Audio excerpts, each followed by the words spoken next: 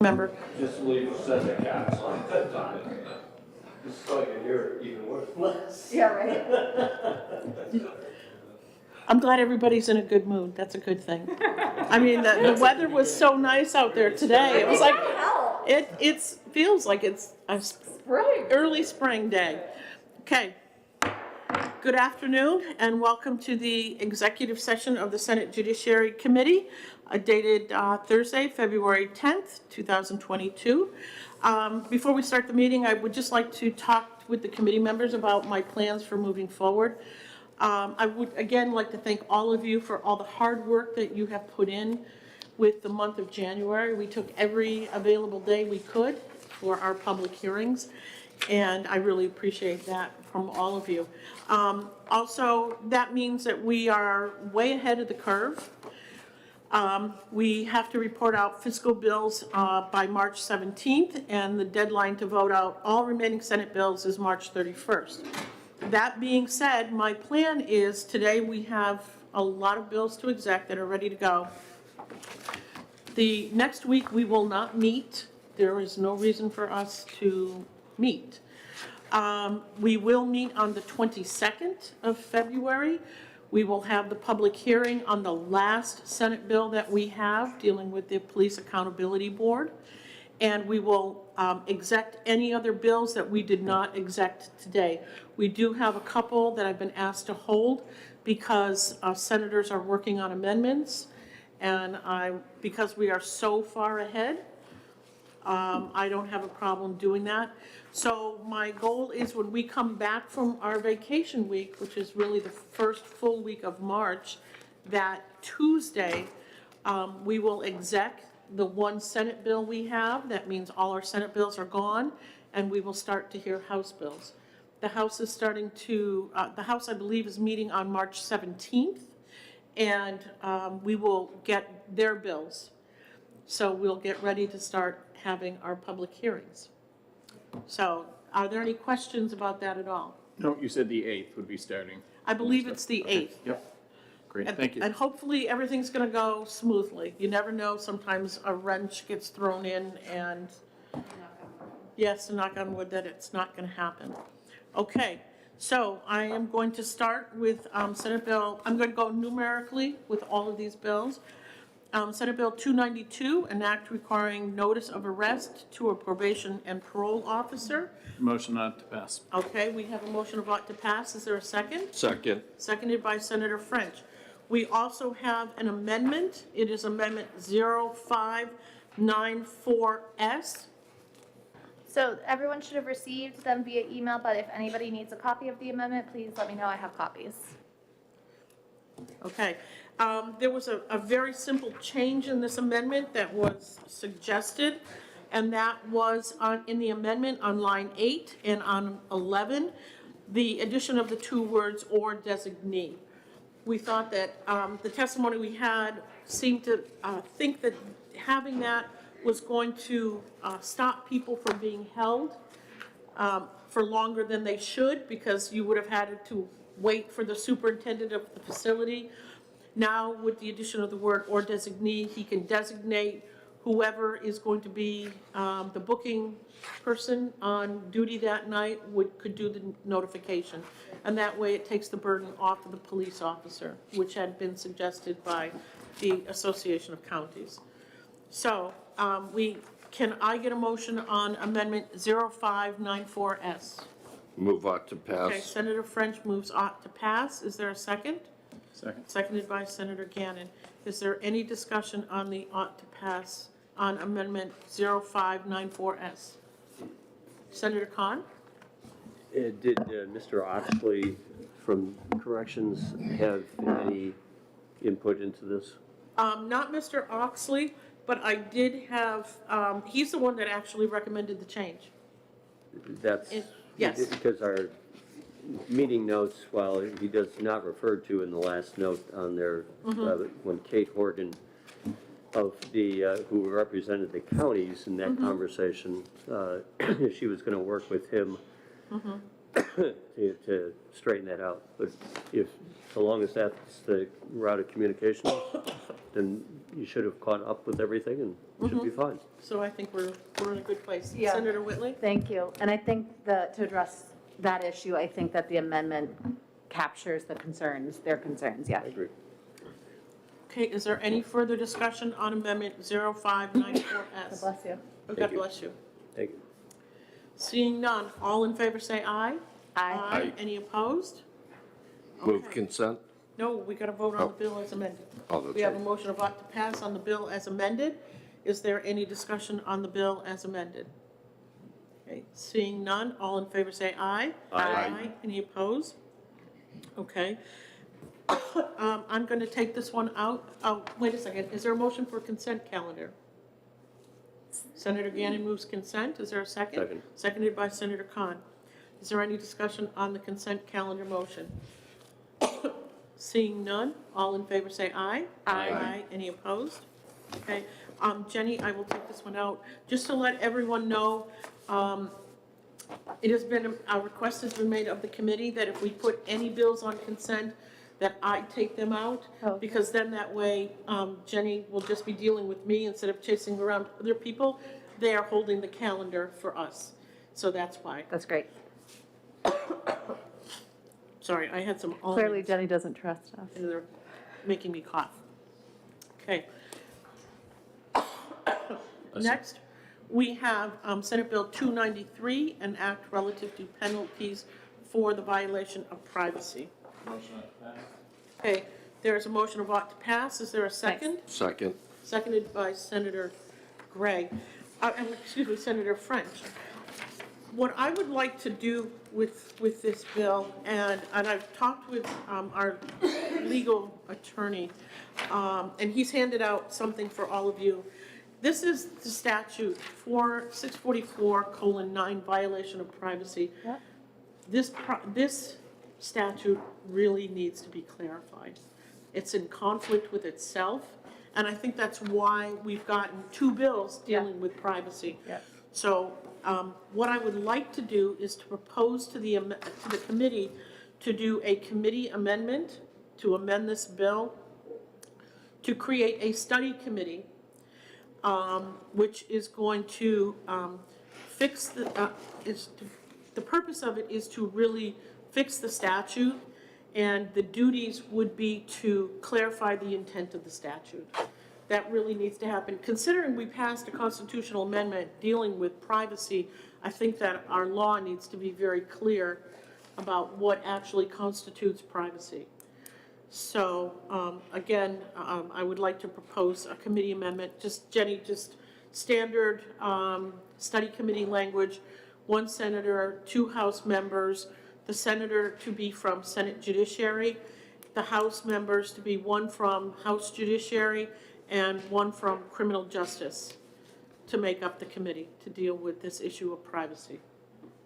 Is there anything else anybody would like to add to the proposed committee amendment? Senator Whitley? Thank you, Madam Chair. So I had it in my notes that, something needed to be done. We had 293, we also have 295. So I'm just sort of thinking through procedurally, do we want to, keep, if we're turning 293 into a placeholder, do we want to, keep some sort of, I'm sorry, if we're turning 293 into a study committee, do we want to keep 295 as some sort of placeholder? Just sort of thinking through that. Well, we could, what I thought we would do with 295 is turn that into an interim study. Okay. Because then when this committee meets, they will be considering that particular statute, because I believe 295 amended the same statute. Yeah, it did. So that's what I thought procedurally we could do. Okay. Senator Khan, you have a, I didn't eat almonds. I had that it would be clearer if we added 2 words in a couple of places.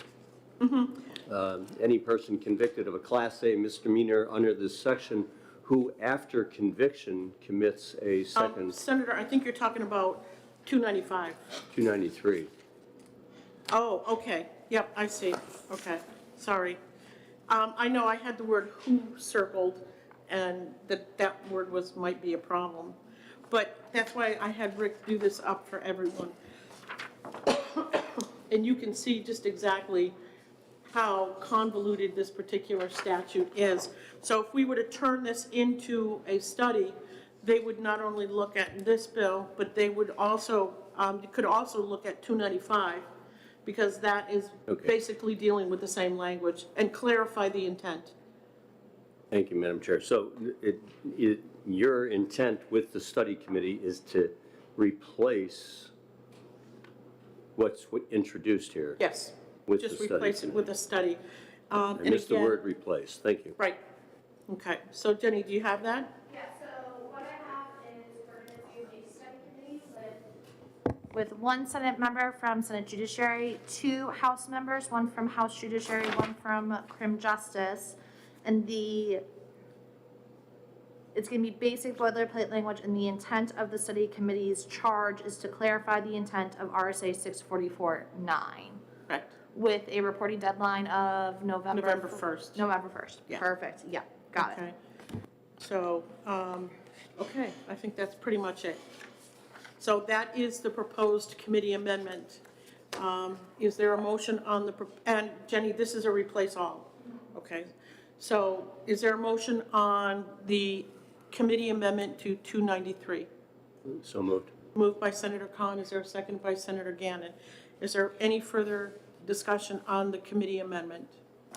Okay, seeing none, all in favor say aye. Aye. Aye, any opposed?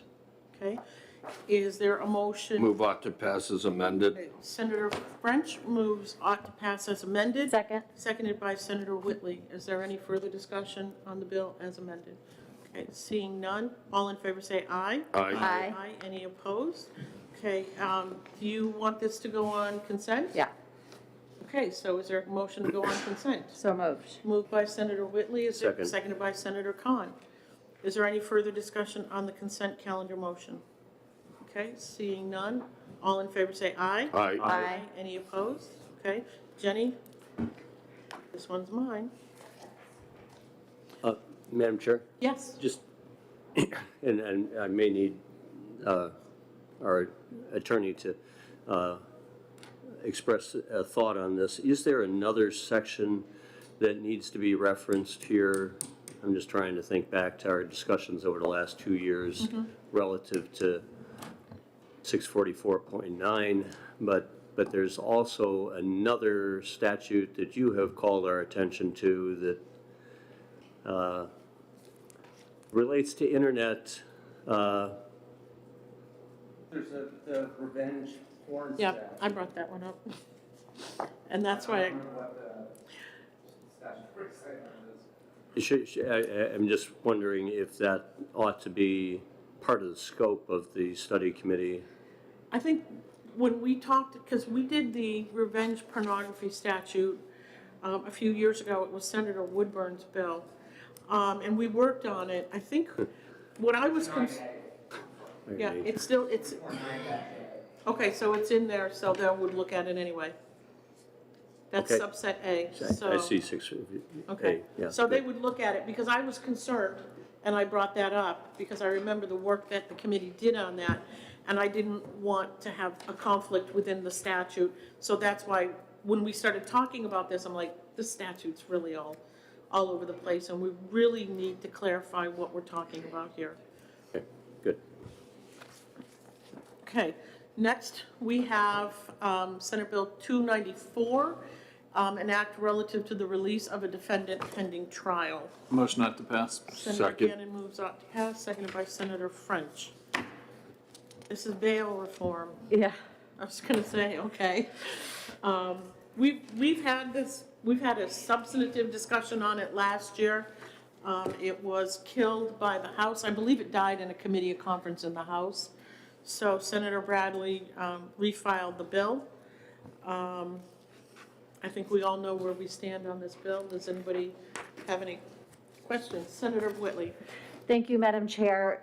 I did want to speak to this because I just wanted to make it clear that, you know, the purpose of the original bail reform, the bipartisan reform, was to, one, prevent people from being jailed before trial because they couldn't afford it, that poverty issue. And then 2, to actually give our law enforcement and prosecutors a tool for detaining people when they were dangerous to themselves or others. And I think that, under the current system that's been in place for a few years, there is already a mechanism to hold individuals who are a danger to themselves. So I think we need to make that really clear. And, if someone is dangerous, they should and can be held. There's a mechanism. So I think when we're talking about this bill, we heard, very troubling and, really troubling circumstances and situations that we need to address. And I think, we heard a lot about dangerous and violent crimes, but I think we need to look at how the bill is actually operating in those situations that we heard. Why wasn't that a prosecutor or law enforcement, why didn't they make the case that that person was dangerous? And why wasn't that request granted? So I think we all agree that there's a problem, but I think that this bill is not the solution. I think it takes us backwards in a way that we're not ready to do.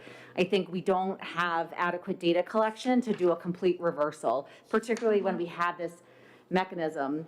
I think, when we're thinking about, and this is sort of another example about why this bill is not perhaps the solution that we are all looking for. We do need to have a way to hold folks that are, who are a danger to others, committing violent crimes. But I think, while the first sections of the bill do focus on 13 violent offenses, if you look at other parts of the bill, it includes nonviolent offenses. So I think the bill needs more work. I don't think it's written in a way that's refined enough to capture what the proponents are trying to do. So I think it needs some work in that way. It also continues this issue that we have really tried to address in bail reform about the criminalization of poverty. Section 3C, it was pointed out that it strikes the ability to pay analysis language that is, in current law. And I think that's really problematic, right? Because again, one of those bipartisan bail reform purposes was not to criminalize poverty. So I think the other thing that we really need to think about is, in reversing bail reform, we don't want to, in improving bail reform, we want to be more precise. And I think this takes us in a direction where we would potentially sweep up people that we don't want to sweep into. And I'm hopeful that there's another solution that really doesn't, have this sweeping new rule that would ensnare defendants that we don't want to ensnare. So again, pretrial detention is already allowed. We should be using the mechanism in law. And if that mechanism is not working, I think we need to think about solutions for improving that. And let's focus there, particularly when we don't have hard and fast data. We have these stories. We know we need to work on this. So let's do that. So the other thing is that, we're talking about sort of a blanket holding of folks pretrial. And we're doing that in a way, so of course this is before they're, proven guilty, right? So we need to think about, when we're doing that, we have to consider all the factors in a person's life. In particular, I'm a parent, and so I just think about these children and, a law that doesn't take into consideration, whether an individual might lose housing or whether an individual might lose their job, without any consideration about how they're going to care for children. These folks under this law, under this legislation, would be held for 72 hours. That's a long time.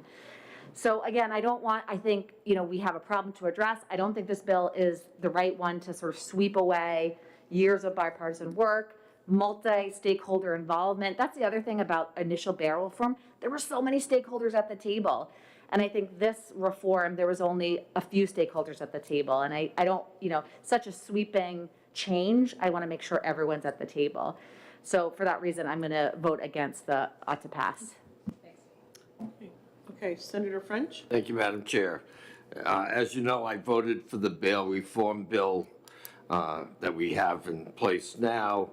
It did not live up to the promises I was assured it would, so therefore I will be supporting these changes in this bill today.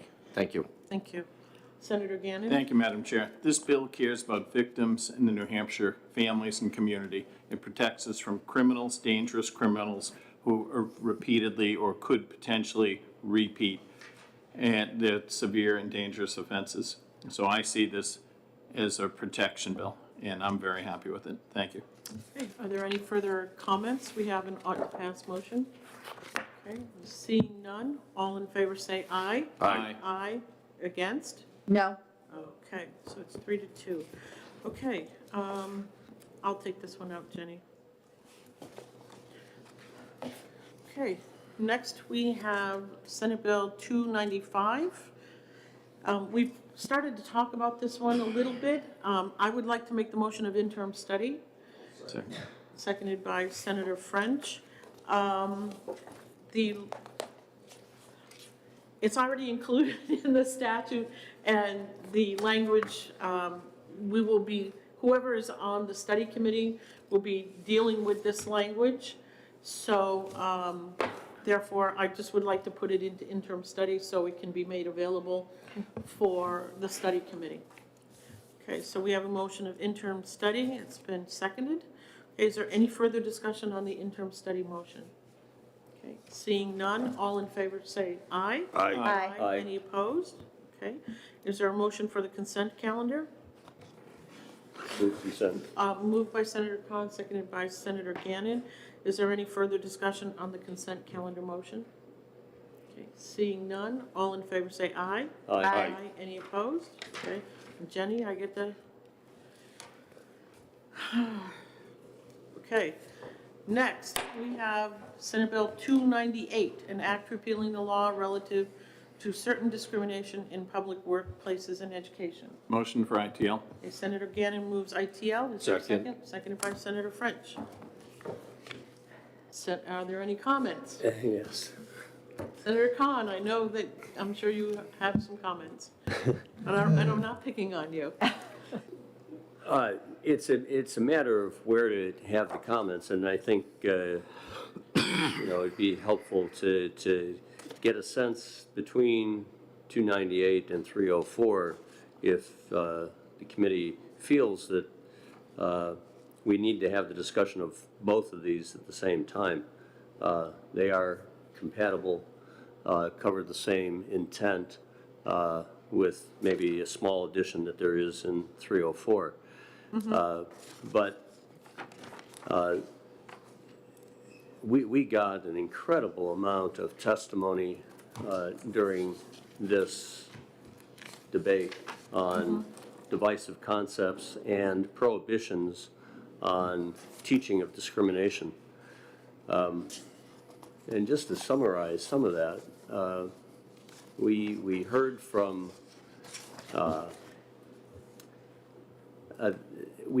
towns like Laconia and Keene.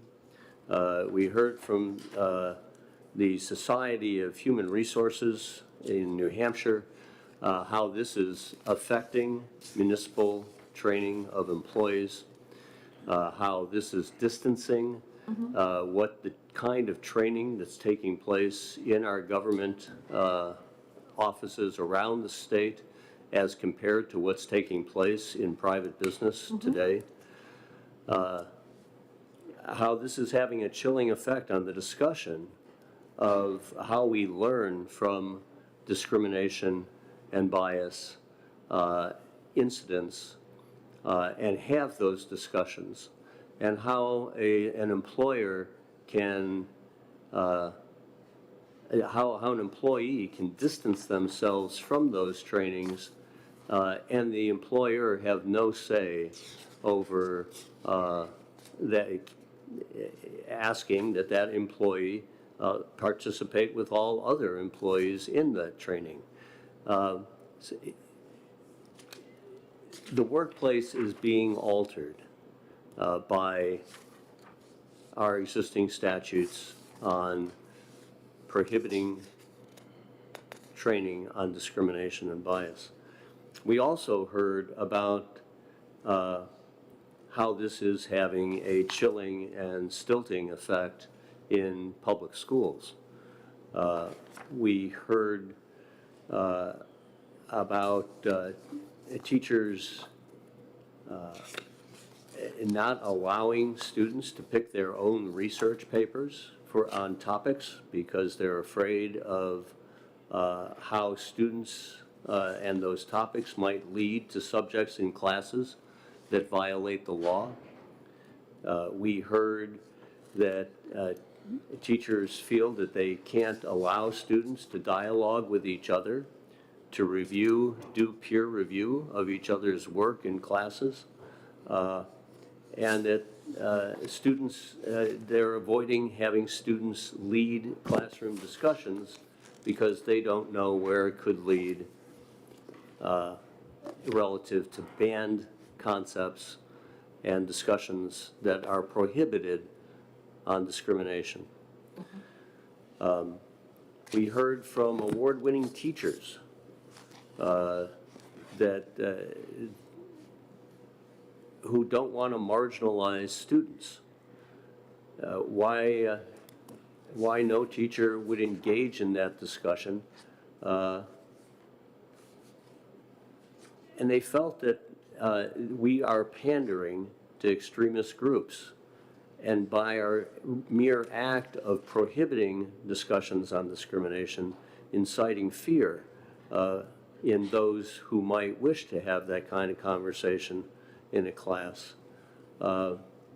It's inhibiting a discussion of personal experiences and a discussion of how stereotypes are created in society and what the effect of the stereotyping is on people.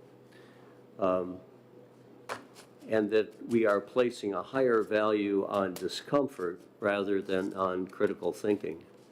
We heard from students about their concern about not being able to hone skills on critical thinking. Students who are attending campuses like Senator Gannon has described to us, good quality colleges like Tufts and Brown, and they're concerned that their teachers are not giving them the full benefit of being able to learn about historical events and the context of those historical events, and then relate that to current experiences and current events. And then we heard from John Grebe, professor of constitutional law at UNH, who said no one in this legislature should support legislation designed to chill lawful activity through vigilante lawsuits. He was concerned that we are creating sham laws such as this, which undermines political accountability and invites cynicism about the integrity of the legislative process. That it's deceitful government and it's seeking to punish lawful action, and that is the very definition of tyranny. The goal of this provision is to deter educators from engaging in difficult but essential and entirely lawful conversations about these topics. If this legislature wants to suppress conversations about these topics, they should do so explicitly and not hide behind subterfuge. And then we heard from Jim McKim that the language in the textbook, in this statute, is a textbook case of where intent does not equal impact. For many people of color, there is already a distrust of government and public officials and institutions, and from this discussion he has had with parents who are people of color, the language of this statute increases that mistrust. If we vote against this bill, we are continuing to support all of the conceptions and misconceptions that there may be about what the intent was here. But it is an ambiguous law, one that is having a stilting effect in government and in education. We can do better, and we should do better And we ought to have a dialogue about what it is that we need to do specifically, as opposed to just having this chilling effect that is affecting a workplace and affecting the learning of students in our schools. Thank you for your comments, Senator. Are there any further comments or questions? Okay. Senator Gannon. Just in response to Senator Khan very quickly, just looking over HB2, the wording, it seems crystal clear to me. You can talk. Senator, you need to turn on. I apologize. HB2, the language last year seemed really clear to me. Can't advocate, can't advance, can't compel to express a belief in. You can talk about slavery, anything you want. You can't do these things, advocating, advancing, compelling kids to express a belief in. So talk about the concept, advocating. I could go into the Latin roots of focus, but we'll leave that alone for the floor. But that's all. I think it was clear. I don't think it has a chilling effect, as long as they don't go beyond and say and make it so this is the accepted thing that you have to practice. So you can talk about things, can't advocate. Thank you. Senator Whitley? Thank you, Madam Chair. I mean, I just have to respond to that because it may be crystal clear to Senator Gannon, but we heard hours of testimony saying that it was ambiguous and that it was silencing speech. You know, our teachers are not lawyers.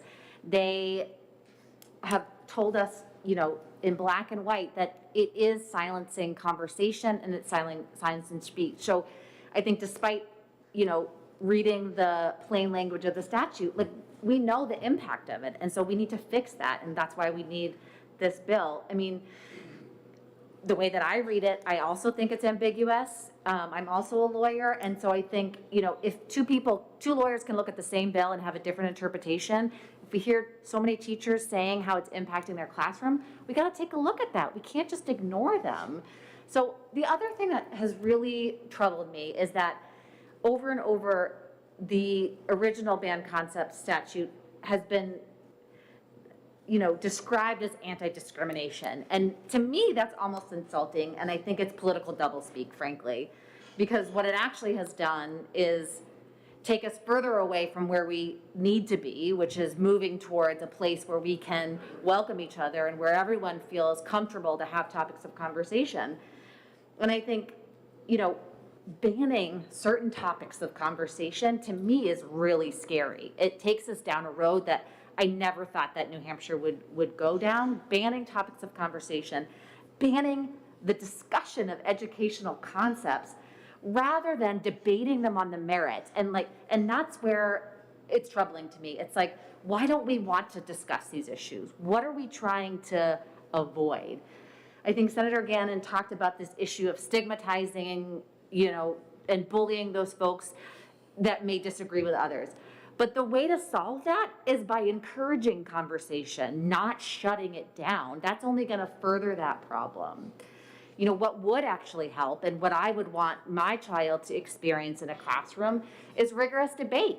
I want teachers to not feel afraid to put a topic of conversation on the table, right? To put that topic of conversation on the table and not be worried that folks are going to turn them in, right? That's a scary situation. I think, you know, my friends across the aisle really care a lot about government overreach, and I think banning topics of conversation is like ultimate government overreach. So I think we need some consistency in this conversation. Professor John Graby, I think his testimony was incredibly compelling. He is our New Hampshire's preeminent constitutional scholar, teaches at UNH Law School, our only law school. And, you know, in addition to what Senator Khan pulled out, he reflected back to us and he said, we are a state that places a high value on freedom. And he further says, a law that stealthily seeks to suppress lawful activity, especially core First Amendment activity, is antithetical to freedom. And so for those reasons, I think we need to listen to the thousands of people who have weighed in on this, all of our teachers who are having a hard time, and we need to pass this bill. So I am going to vote against the ITL. Okay, thank you. Are there any comments? I'd just like to say for the public's knowledge, we are talking about Senate Bill 298. We do have another bill, which is Senate Bill 304, and a lot of the testimony that was referred to was testimony that was given in Senate Bill 304, just because the subject was the same. Yeah. So folks that are following this issue and saying, well, this one didn't speak on this bill, so they've just kind of crossed over and meshed with each other. So we just want to be clear about that. Okay, so we have a motion of ITL on Senate Bill 298. Is there any further discussion or debate? Okay, seeing none. All in favor of ITL, say aye. Aye. Any opposed? No. No? Okay, 3-2. Okay, Senator French, would you take this one out? Sure. Okay, next, we have Senate Bill 299, an act relative to the penalty of escape. We do have an amendment, which is amendment number 0374S. This amendment is a compromise that was given between the Department of Corrections and the chiefs of police. There were some questions about escape, and so they were able to come together, and this language reflects their compromise. This bill was a request of the Department of Corrections, so. Motion for ought to pass. Okay, we have a motion of ought to pass on Amendment 0374S, Second. seconded by Senator French. Okay, I think everyone has a copy of that one, okay? yeah. Senator Khan, do you have it? The amendment? Yeah, everyone should have gotten it. Do you have one, Senator Whitley? Okay.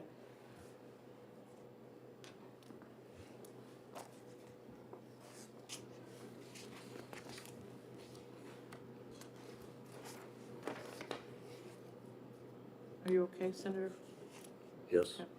Okay, so we have an ought to pass motion on Amendment 0374S.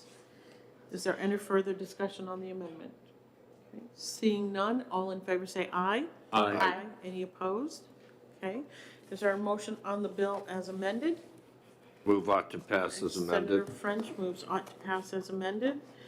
Is there a second? Seconded by Senator Gannon. Is there any further discussion on the ought to pass as amended motion?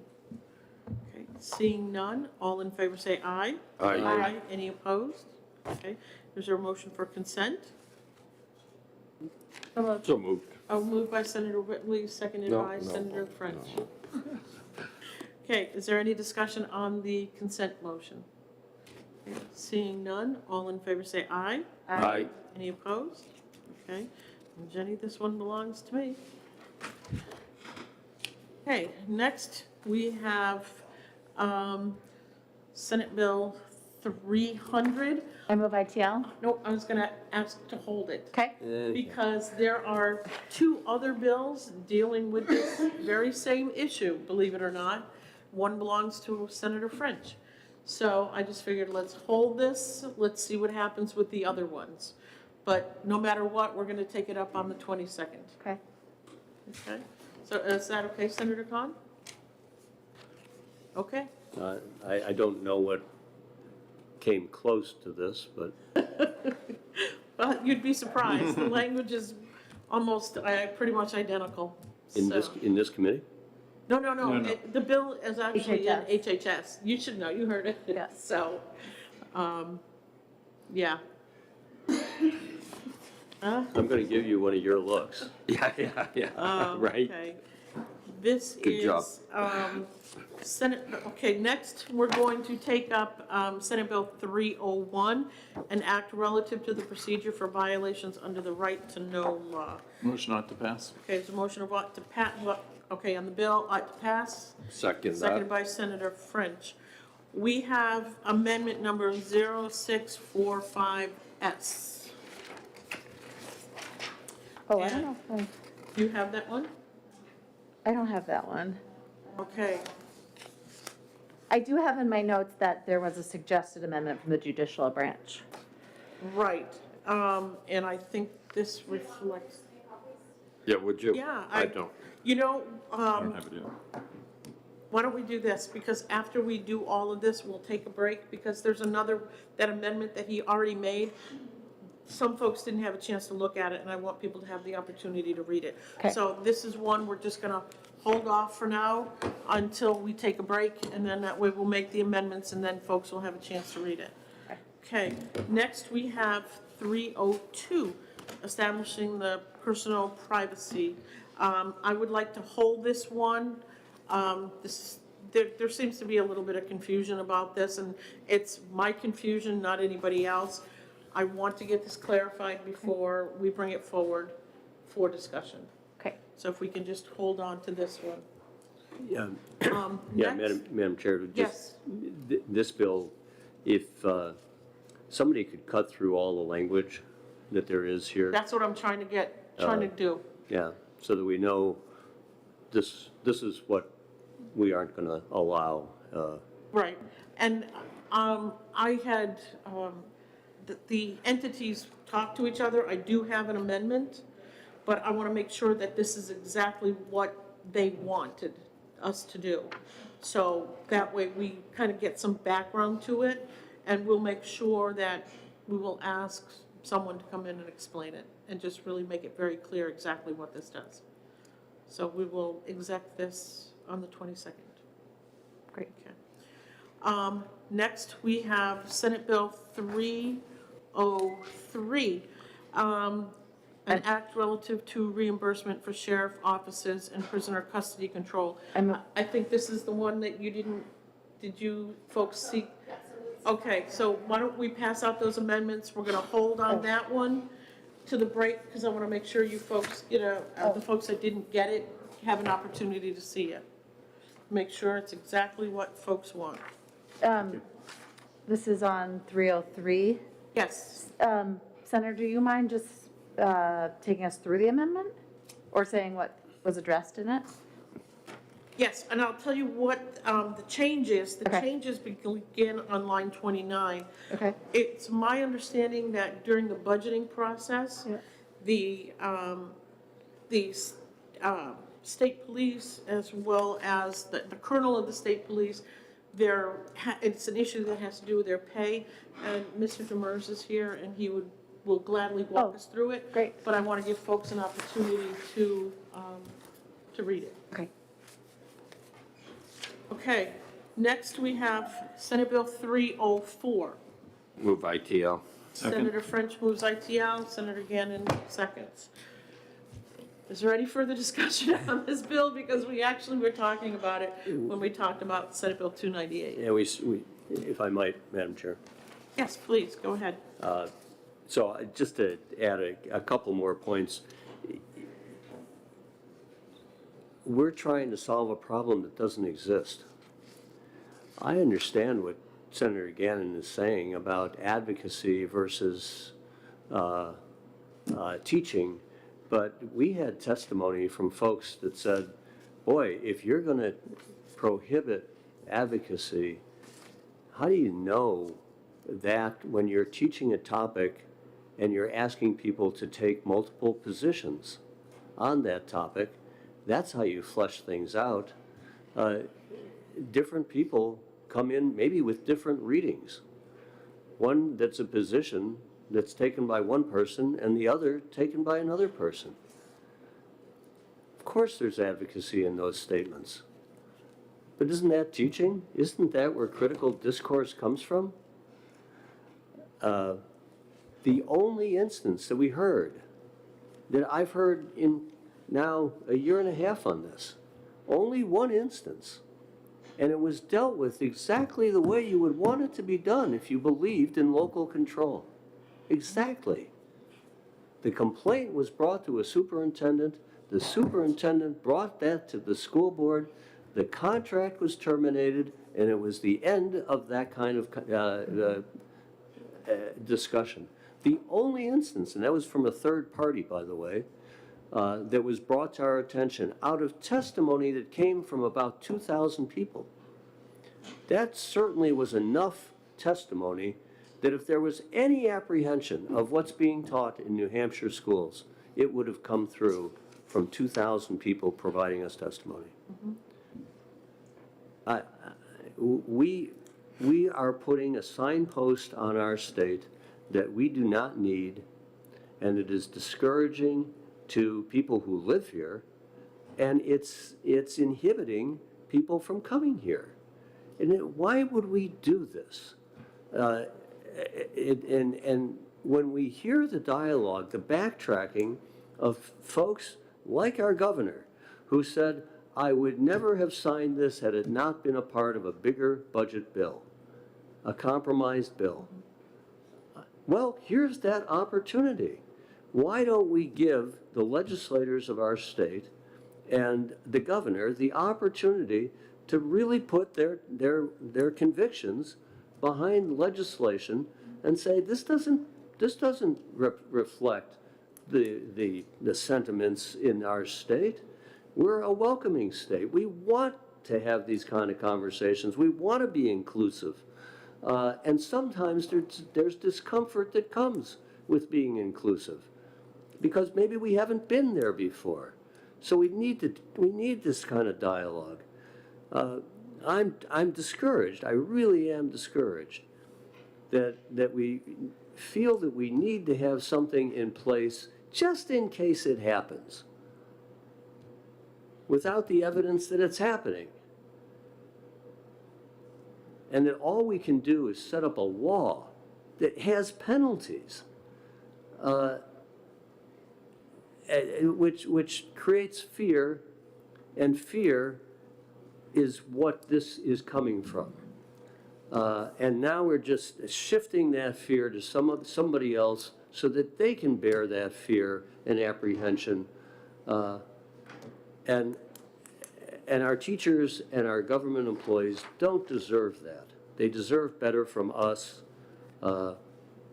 And that's what's discouraging in this. So I get it. This is going to be another 3-2 vote. And I'm sorry that that's the case, because I don't believe this is what any of us intend.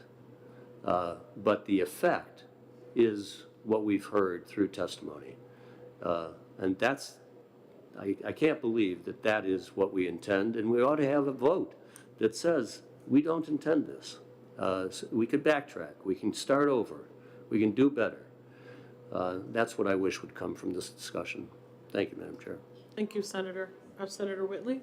Yeah, I would agree with Senator Khan. You know, I think last year when we were debating this bill, we were talking in the hypothetical, right? We were talking about what might happen. But now we know what has happened, right? And what has happened is this chilling effect, this impact on teachers where they don't feel like they can speak on important issues. And I think if we are, from a legislative perspective, if we are denying students the opportunity to have a discussion about injustice, if we're denying them the opportunity to have a conversation about systemic racism, however you might feel about it, a conversation about discrimination, if we're denying them that, we are also denying and ignoring the real life experiences of Granite Staters, right? Of our people of color, of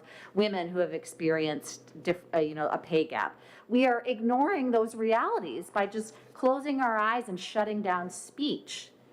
I just don't know how that moves us forward as a state. And I think it also, we're looking to as a state, unify, right? That's what we're trying to do here. We're in a really, I think, a tenuous place in American politics about, what are we going to do to shore up our democracy? I think there's a real concern among our electorate about how partisan things have gotten. And this is our opportunity to show them that we are listening and, we're not going to let the national partisan rhetoric invade our state house. We have that opportunity to do that. New Hampshire has a historic reputation for not letting that national political rhetoric invade our state house. And we have that opportunity to do it right now. And I think, this is based on our experience that the statute has been implemented. We've heard from our teachers.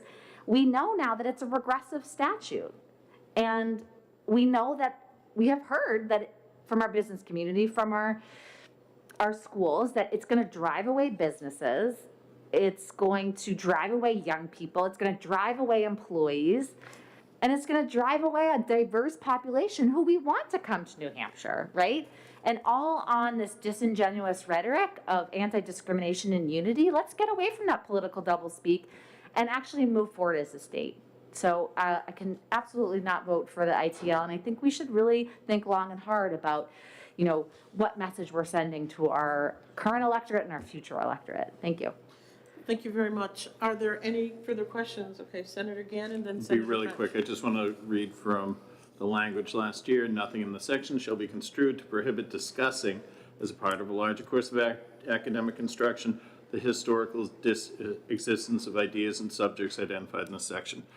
You can teach it, you just can't advocate and push an idea that that's the correct concept. It seems to be a bright line to me. Thank you. Senator French? Thank you, Madam Chair. I'm just going to read from this testimony. The current law makes it difficult for students and teachers to have honest and accurate learning conversations about systemic racism and gender identity and topics like sexism. I don't know if a student and a teacher can ever have an honest conversation, because when it comes to testing these students on what they learn, they're required to regurgitate whatever the teacher has told them. And I don't agree with my colleagues. So therefore, I brought this forward as ITL. Thank you. Are there any further comments? Senator Khan? I just try to address Senator French's point that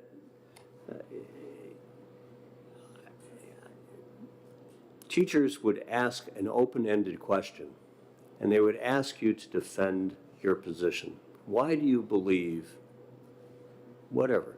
What do you think of a certain event that occurred in time? And students will take positions. They will not take the teacher's position. They'll take a position and defend that position. That's what the grade comes from, is the student's ability to take facts. I don't think that teachers are teaching multiple choice tests that often on topics that come forward to future, to current activities. That's the point. That's where this breaks down. You can teach history, and yes, we can teach civics and give a 128 question test and see if students can pass it with 60% or 70% pass rates, right?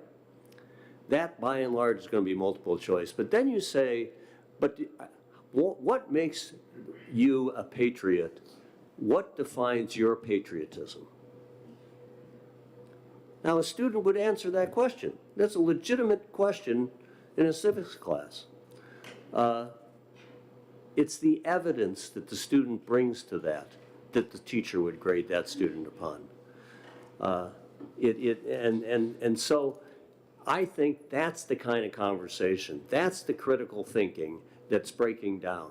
Not allowing for that kind of conversation to take place in the class so the student can wrestle with an idea, not the conclusion. The conclusion is what they arrive at on their own. It's the discourse and the opportunity to have that discourse that leads ultimately to how would you evaluate that student as to what they've learned from this class. Could they take that knowledge and apply it? That's the evidence of learning. So I think that's what we're inhibiting. We're inhibiting that next step. If you want facts, if you want people to teach facts and to regurgitate facts, and that's how we're going to evaluate students, it's been done before, it doesn't help learning, neither will a civics exam on 128 questions. But you want to see learning actually take place? Run a mock town meeting. And have it be on you see where I'm going. But we don't want to, but don't talk about these things. Don't talk about things that might involve sexism or racism or anti-Semitism or other acts that take place in our society because somebody's going to take a position. And when they take that position, that teacher is going to feel like, I got to referee something that might get me in trouble. And I got to shut down the conversation. And we've got testimony from a half a dozen or more people that says, my student, my class, me as a teacher, I've had to shut things down because I am apprehensive that the law says I can't have a conversation. I'm prohibited from discussing discrimination in this class. That's what I think we're left with. Senator Whitley? Yeah, and I have to say, like, we can just read select portions of the statute over and over again, right? And I think that's what keeps happening. But, like, we have to understand what's actually happening in the classrooms, right? So what may have been written or intended in the drafting is causing problems. And not only is it causing problems in our classrooms, it's stoking this distrust and suspicion of our educators, right? We know that there are these bounties out on teachers. Like in a time where we are so divided, why would we as legislators, want to stoke that even more? And that's what I think this bill has done. Stoked that suspicion, stoked that partisanship, stoked that, feeling of us versus them. Why would we want to do that? And the other thing is that, as Senator Khan pointed out, like the one situation that was raised was addressed appropriately. And I think by its very terms, as Senator Gannon keeps reading, the law prohibits discriminatory speech that no competent professional, teacher or professor, would ever engage in. Like we have to exist in reality here, right? And what actually happens in our state. John Gravy, who again I will go back to, says, and I quote, by its remedial provisions which seek any aggrieved person to sue schools and to report teachers to the State Board of Education, seek to accomplish far more, right? So here we are, on the one hand, the bill says this one thing, but if you look at the legislative history, what folks want to really do is shut down conversations about racism, slavery, sexism, religious bigotry, all other forms of discrimination. Just shut it down. The legislative history is clear, and you're shaking your head, but go back and read the reports. That's what we heard. And I think if we want to suppress conversation, then that needs to be a little more forthright. Let's have some integrity in what is actually intended here, not continue to let a wildly ambiguous statute shut down this conversation. Do it right out. And that's what I would invite folks to do, that if you really want to do that, do it right out. So I think at this time, we have the opportunity to rise above all that, right? We are a collegial body. We respect each other. I have mutual respect for all my colleagues. Let's come together here and show people that we really care about unity. We have that opportunity to do that here. Thank you. Are there any further comments? Senator Just Gannon? 10 seconds. Senator Whitley, just like you and I would disagree on white privilege, I would certainly say in a classroom you could talk about it and you can discuss anything you want, 1619 project, I don't care what you talk about. It's the point when you start advocating something. I feel in most classrooms that I'm aware of, in social studies, there are good teachers who would stop at the point and they'd let the kids talk it out. There are others who are going to push it beyond and go too far. That's when you advocate or push the concept as the correct way. That's all this bill's trying to say. I feel bad for any teacher if they read the bill. The the language, as I keep saying, is clear, and I think they have been tricked into believing that this is stopping free speech. It isn't. It's just qualifying that you don't go beyond discussion, you don't advocate, you don't, I could use the other words that are in the bill. There's 4 or 5 times they say this. Stop at the teaching. You can bring your concept up and leave it there. The kids can talk about it. It's when you steer the conversation is when we have a problem. I have to respond to that. I mean, like, how do you define advocacy, Senator? Like, is, even just putting a book on a syllabus advocacy? Well, that could be interpreted as advocacy, right? Do you have to have a book that says the opposite thing? Is advocacy when you're in a debate class and you ask a student to take up a topic of conversation? Is that advocacy? When you're telling teachers what they can and cannot say, that is a very fine line. That's ultimate government overreach right there. How do you define advocacy? And I think the answer is you cannot define advocacy. It's going to be different for every teacher and every classroom. Okay, We'll agree to disagree. Thank you, Senator. okay. We have a motion of ITL on Senate Bill 304. Is there any further discussion? Okay, seeing none, all in favor say aye. Aye. Any opposed? No? Okay, Senator Gannon, why don't you take this one out? Sure. Okay, let's see.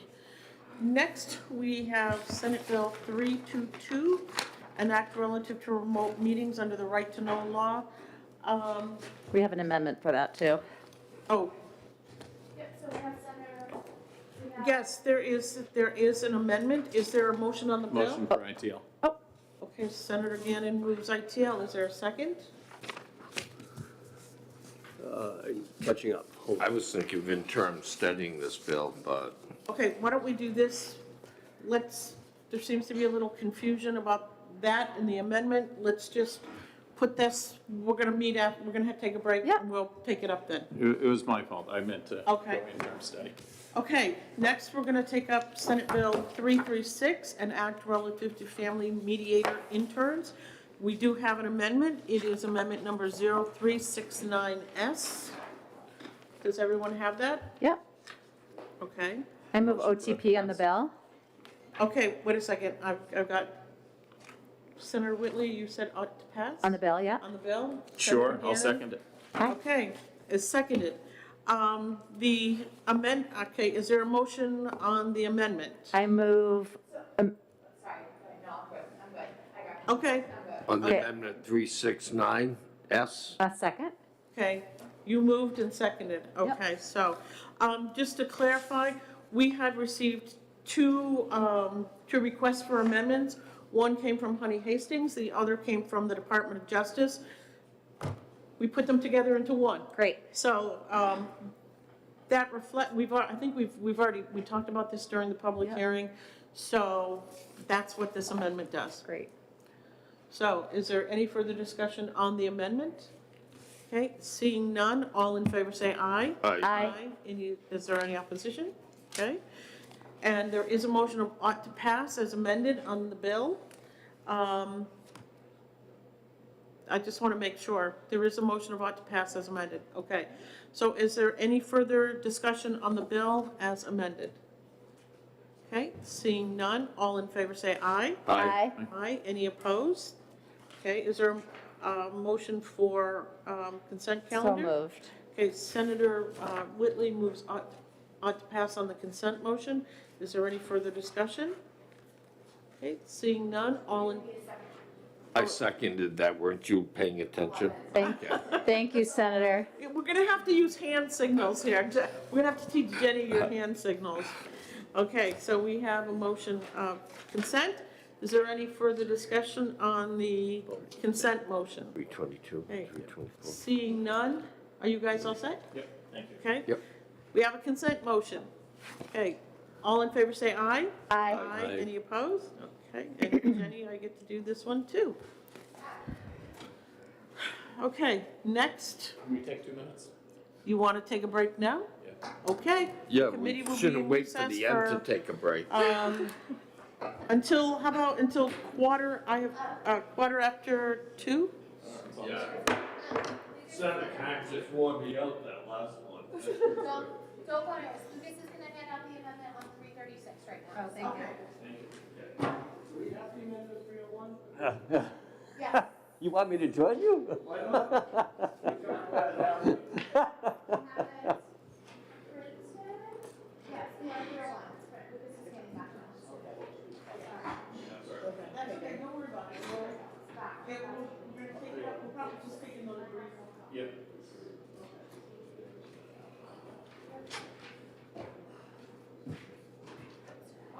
I'll say we're in a second. It's okay.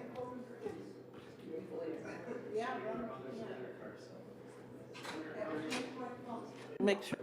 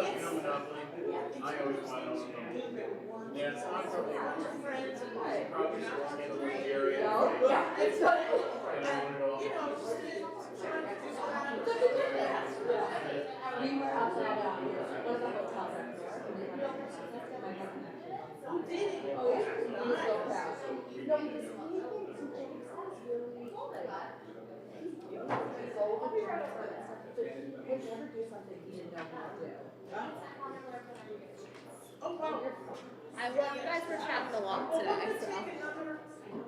Break, so everyone can read those amendments. This was like a refresher break? No. Perfect. Okay, so are we going to? You want to go back to 322? Okay. All right. So when everyone's all set? Committee will come out of recess and we will take out Senate Bill 322. I would like to correct my earlier motion and move for interim study. Okay, is there a second? Oh, I'll second that. Okay. Thank you. Oh, yes, please. Okay, let me do this again. The committee will come out of recess, and I will recognize Senator Gannon for a motion. Thank you, On Madam Senate Chair. Bill 322. Two, interim study. Okay, is there a second? Second. Seconded by Senator French. Okay. Senator Whitley, then Senator Khan. Okay, so last year, this body passed an even more expansive version of 322. 322 is actually the result of the committee that was created in Committee of Conference. So this bill is even more narrowly tailored, and the amendment takes out some of that language that people didn't feel comfortable with, some just language that wasn't necessary. But this is a bill that's tailored to, that was the result of the committee, so I don't know why it needs to go to interim study when it went through a study committee, it passed, a more expansive version passed this body, so I'm just sort of unclear about why an interim study is required. Thank you. Senator Khan? Did you had had your hand up. I did. Ditto, he said. Yeah, well, mostly, but there are a number of bills that deal with right to know and the ability for committees, commissions, local government, and state government, but let's leave state government aside. There are too many issues that come with that. But the others, I think, are significant. And I guess understanding what the next play is, because we can't let this continue to go unattended. I've been in Madam Chair, we've been together in another forum and with a similar kind of motion on a different topic, and that passed, and that's going to go to the floor. And there are some that we're going to say, no, we shouldn't act on them until we do something else. But the something else isn't clear, and I don't know where the something else, whose responsibility and what the timeline is for the something else to come forward. Clearly, we've got a lot of interested legislators who want to have, who have constituents, and they want to be attentive to their constituents in addressing their needs.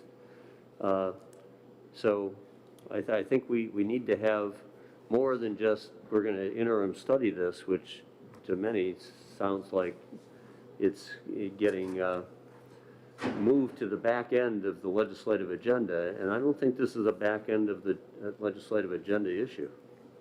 Okay. Are there any further comments or questions? Okay. So we have an ITL motion? Interim study. Okay, sorry. I still have the slip ITL. there. No, because I had written down interim study on here. So are there any further questions about the interim study?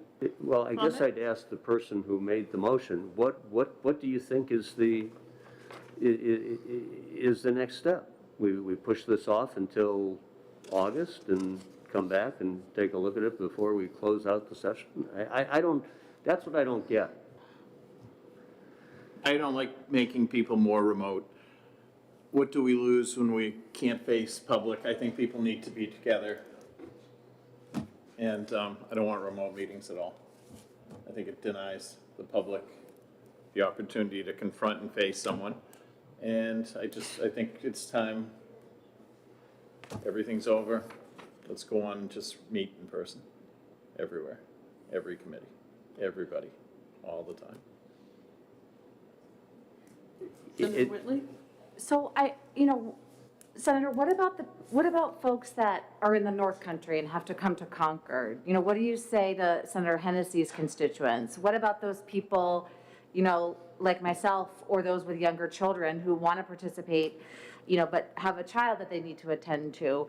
What is the problem with, what we saw, I think, is more robust community engagement and participation. And why wouldn't we want to encourage that? Can I? So I'll be real quick. And No, then no, I'll I was do. going to say, I can answer the question. I'll let you go then. All right. I don't know if you remember last week, Senator, we had a bill that came out of the Executive Department's Administration Committee that did just something to what you talked about, that we have these boards, and they're comprised of people from all over the state. And it's difficult sometimes to get people together for a quorum. And so we authorized some of the boards to have these remote meetings. And I think that's a good place to have those remote meetings. And in fact, we have another bill today dealing with some other boards. I think there's a real sense of apprehension about local government, because this is not getting somebody from the other side of the state or the North Country to come to a meeting in Concord on Concord City government. These are meetings that are taking place right in your community. And there really is that need for that face-to-face interaction. And I think about last year when we had Zoom, I could see all of your faces, but I couldn't see the person who was talking to us. And I think people like that face-to-face interaction. I know that it is something that I truly missed, not being here and not being able to talk with people in person. And there's a concern that was expressed, I know, to myself from constituents I had, that local governments were going to go to remote meetings. And when you have those difficult issues that we've just talked about, a difficult issue, that they're not going to hold a meeting in public, that they will go to Zoom. And I don't want to see that failure within local government. And that's why I'm going to support the interim study motion. I think what we can do is let our state boards do this, and let's see how that really works out. And if it does, then we can bring forward a language in the future to go to Zoom meetings. But I just want to be very, very cautious about it. And it's just about people, for me, people engaging with their government and having the opportunity to say, hey, something's going on. I'm going to go down there. I want to talk to them and see what's going on, rather than just having it be basically for the convenience of the individuals in local government. Is it really for the convenience of the people? So we're going to continue to talk about this. We're going to continue to discuss it. But I just think for me, there's a couple of hurdles that we need to overcome, and we're just not there yet. So, okay, so we have a motion of interim study. Are there any further comments or questions? Okay, seeing none, all in favor say aye. Aye. Aye. Any opposed? No? Opposed? Okay, 3-2. Okay, Senator French, do you want Sure. to take this one out? Okay. Okay, next we have, so to speak, Senate Bill 339. Senator Whitley, did Senator Prentice give you an amendment? Because I talked with her earlier this week, and she said Yeah. she would get me an amendment, and I haven't gotten it, so I'm wondering if maybe she sent it to you? No, she didn't. We should hold because there is an amendment Okay, coming. because there is one, but I'm wondering, because she sent me an email, is this the language here? It that- may be. That this was, can you draw up, I have, it says, can you draw up an amendment and add section 2 that includes, this is what she had in Okay. here. So, Could we do a committee amendment? yeah. Okay, let's We do can that. do a committee amendment, but if you like, we can wait and do this one after, so I will have them, everyone have a copy of this, email that I got. So, that way we can drop a committee amendment, everybody has the same language. Great. We're good. Because this is what I just talked about, Okay. so, thank you. Okay, next we have, Senate Bill 344, an act relative to the quorum requirements under the right to know law of meetings open to the public. I move Motion to OTP. interim study.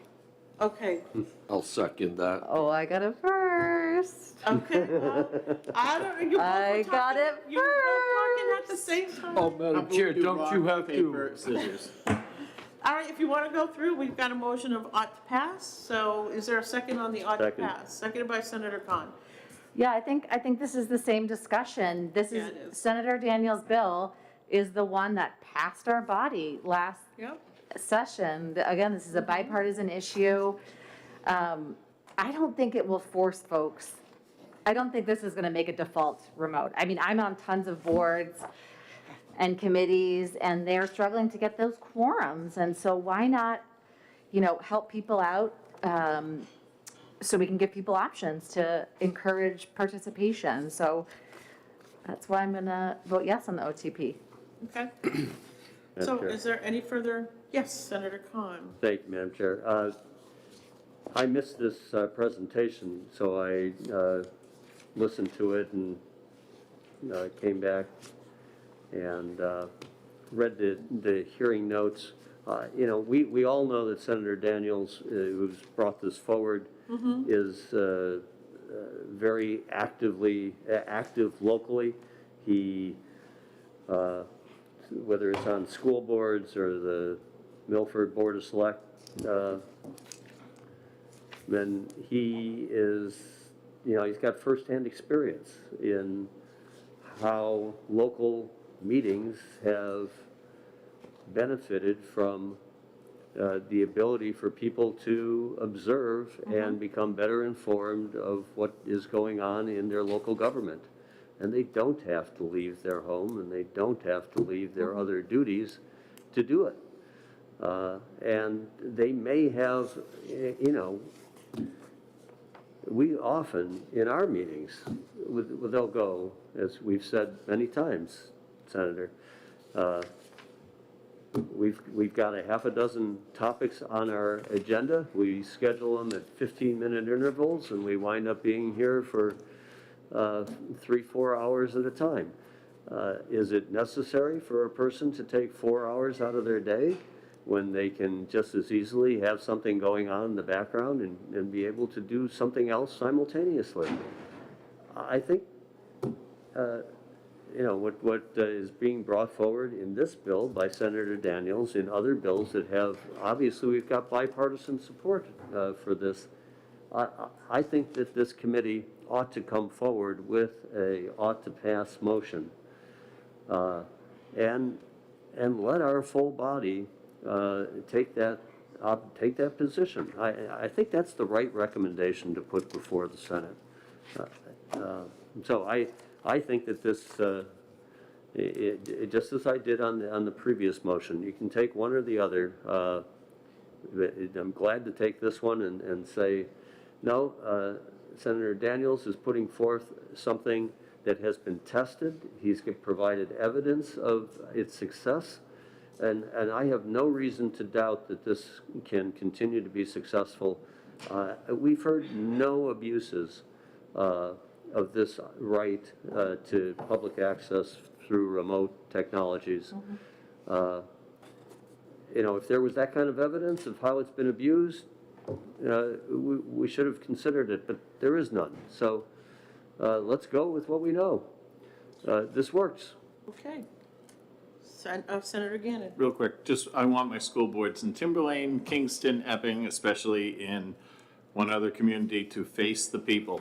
Zoom would not be facing the people and the will of the people. I want parents to be heard. And as far as us, and I get so much more out of someone testifying in front of me than I do when I'm hearing a voice on the 4th hour at 7 o'clock when you and I have sat here. I'm not getting the impact from them. I get it when they're here in front of me testifying. Physical gestures, remote gestures, and I look forward to one day seeing you without a mask so I can see your full expression. I want that all in all our hearings that are open to the public. Yeah, exactly. There you go. He's like, Okay, put it back on, put it back on. I'm sorry, I'll retract that last one. I with a face for radio should be quiet, so. Okay. Senator Whitley, do you have a? So I just want to point out too that the Municipal Association is in full support of this. The counties are in full support. Both of them testified that, I mean, the county, Kate Horgan testified that, you know, they never had public participation before the pandemic and now they do. And the Municipal Association said how there was such a dramatic increase in public participation. So I think that's strong, pretty strong testimony in support of this bill. Okay, are there any further questions or comments? Okay, we have a motion of ought to pass. All in favor say aye. Aye. Any opposed? Nay. Yay. Okay, so it fails 2 to 3. Motion for interim study. Okay, we have a motion for interim study. Is there a second? I'll second that. Okay. I bought you the coffee. Okay, is there any discussion? I'll kind of weigh in on this one a little bit, because I can see both sides of the argument, but I think that there's, as I said, there's some hurdles that need to happen. And one of the things that we did was we passed the right to know law, which is extremely important. And both on this bill and the previous bill, Right to Know New Hampshire said, don't do this. And I think we've got to look at our right to know statutes. Maybe what we need to do is to really look at updating our right to know statute. That's where we need to start when we start talking about this, because allowing these types of meetings to happen was done under an emergency, and people adjusted to that.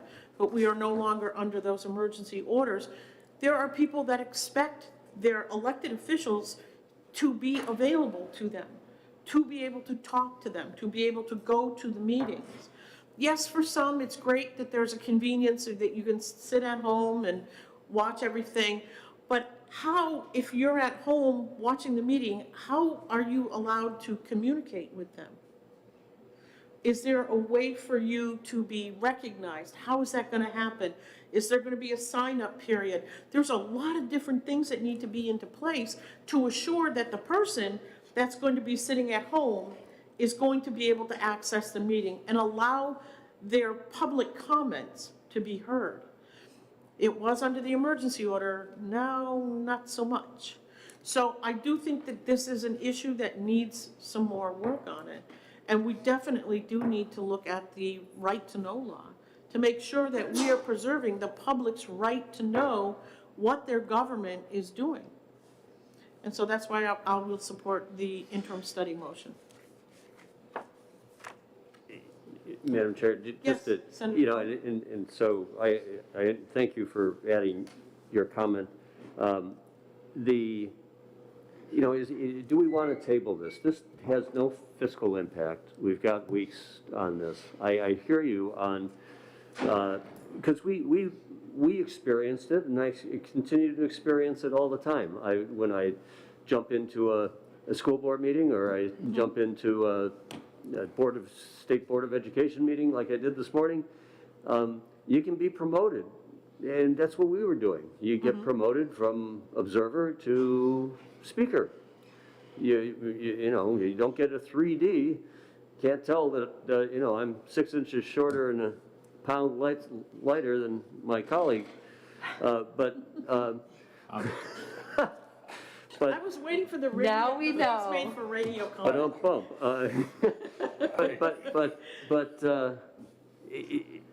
You get the benefit of the interaction, and so if we need to sculpt this a little bit finer to say not simply that you can have the opportunity to speak, but that in speaking, there is a visual opportunity for questions and answers, and the person needs to make themselves visible and not hide behind a screen in giving that testimony. I think we could improve that. What I'm concerned about is that we're pushing off something, and it's going to take another year, or maybe more. And the way that we have learned, we have advanced. Sometimes we look at the pandemic as something that set us back years. I think it advanced us years. And this is an instance where technology has advanced us years. And why to stop the clock or turn the clock back to where we were pre-pandemic when the rest of the world has just scooted right by? We are so much different. We are saving incredible amounts of money on travel, incredible amounts of money on time by using technology. So I can get revved up on this because I think we're missing the opportunities that technological advances have provided us during this period, and so I hear the motion. If the makers of the motion would want to withdraw it, and we take this up in another 3-4 weeks, I'll volunteer to work with the prime sponsor to hone the language on what it means for public to have access to speak during a meeting. Okay, so are you asking us to just have them take their motions and rescind them so you can take this bill and work on it? Is that what you're I asking would me work to with the do? prime sponsor to see if we can address the question that you raised. Okay. And that Senator Gannon has raised about visual observation and that if testimony is being given, that it needs to be a visual representation. Okay, well, If you think that's adequate, then I would take that. I don't know if you would be able to do anything, because, again, this has to be on the floor of the Senate on March 31st, because it is not a fiscal note bill. Do you think you have enough time? I would also point out that we had a study committee look at this. Right. That was 322, and so the Right. language from the, it's not going to be a lot of work because the study committee already looked at all this. Right, and I read the study committee, and I also read some work that the House has done as well. So I think that there's a couple, if you want to do that, I have no problem. We don't have to exec this bill today, okay? But how do you get over the hurdle of people who do not have access to a computer and who want to participate? How do you do that? Physical presence. Yeah, Excuse me. this bill's only related to quorum. Right, and you're right, it's only related to quorum, so, I'm sorry? The quorum requirement's the whole game behind a Right. public meeting. Right, yeah, so how do you deal with that? And you also need consistency across the state. It's great that the boards that you've been involved with, they're doing this and they have a procedure in place, but that's not the same for every single community in this state. So you'd have to craft something that every single community in this state would have to abide by. So it wouldn't matter that if I live in Londonderry and I moved out into your district, I would know that the policy is going to be the same there. So I don't know if you have enough time to do that. If you want to take a stab at it, I'll be willing to hold it. That's fine with me. But, I think it's worth okay, all right. the attempt. Would you Thank you. both Thanks for the offer. rescind your interim study? Nope. Okay, well, I just say no. one says no, I can't, once the motion's made, they have to rescind. Okay, so. We can vote against it. You can vote Yeah, against it. you can vote against it. So, I'm sorry. Okay, so we have a motion of interim study. Is there any further discussion? Okay, seeing none, all in favor say aye. Aye. Opposed? No, No, No. Interim study, Senator Gannon, why don't you take this one? Sure.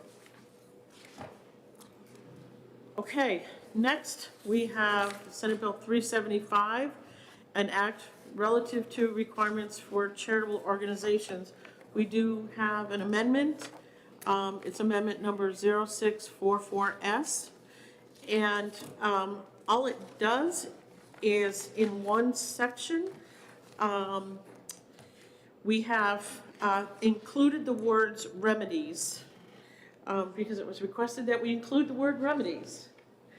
So, Motion brought to pass. okay, Senator Gannon moves on to pass. Is there a second? Second. second. Okay, we have a motion on to pass and seconded. I'm sorry, we are on, 375. 375. 375, and we're on amendment 0644S. We'll take up this amendment, and then we will take up your amendment as well. Senator Whitley? So I don't think I can support this. I mean, we had Tom Donovan and Diane Quinlan from the AG Charitable Trust Unit, who, in my opinion, are the experts on this topic. They were opposed for a lot of different reasons. We had Kathleen Reardon from the New Hampshire Center for Nonprofits, again, another expert on this issue, also opposed. Ooh, my computer just shut down. So I think there are some folks that know this area of the law really, really well. They were opposed to it, so I can't support it. Okay. Okay,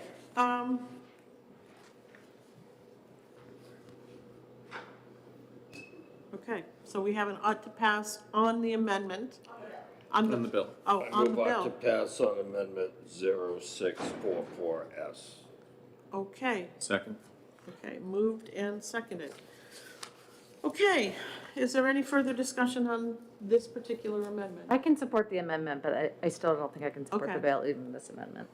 Okay, so, all in favor of, say aye. Aye. Aye. Any opposed? Okay. We do have another amendment from Senator Khan and Senator Gannon, and this replaces all of Section 2, which deals with the reports of trustees of the charitable trusts. And what Senator Khan and Senator Gannon are proposing, that we raise the ceiling from $1 million to $2 million. I think that this is okay. We had a bill last year that was filed by Senator Khan that wanted to raise it to $3 million. We kind of went, balked at that number a little bit, and so Senator Khan has compromised, and he's come down to $2 million. Move on to pass. Okay, ought to pass by Senator French, ought to pass by Senator Gannon. Okay. Is there any further discussion on Amendment 0138S? Okay, seeing none, all in favor say aye. Aye. Aye. Any opposed? Okay. Move So, on to pass as amended. okay, Senator French moves ought to pass as amended. Is there a second by Senator Gannon? Okay. Is there any further discussion on the bill as amended? Senator Whitley? My computer's back up so I can finish my thought. So the concerns with the, from the AG Charitable Trust Unit were many, but also the concern with the Center for Nonprofits is, hampering transparency. And, why would we sort of hamper transparency? It's not necessary. I didn't hear problems that were presented. So the AG said that, their fear is that the statute will be so pigeonholed that it won't have the purposes fulfilled. So I don't think this bill is, doing what it's was intended to do. I think it's problematic in terms of transparency, so I can't support it. Okay, thank you. So we have an ought to pass as amended motion. Is there any further discussion? Okay, Seeing none, all in favor say aye. Aye. Any opposed? No. Okay, 4-1. Senator Khan, do you want to take this one out? I think this is a Senator Gannon bill. Whatever you want. Okay, Senator so we'll go with Senator Gannon. I just thought you'd want to talk about your section of the. I no doubt will. Okay. Thank you. I'm sure you will. Okay. Next, we have Senate Bill 376, an act establishing a committee to study the creation of a board to study mental health incidents among law enforcement officers. I move OTP. Okay, Senator Whitley moves ought to pass. Is there Second. seconded by Senator Gannon? Is there any further, is there any discussion on Senate Bill 376? I think this bill is, certainly worthy of passage. It's an issue that we have heard about, talked about, and I think, moving the needle forward is really necessary. Okay.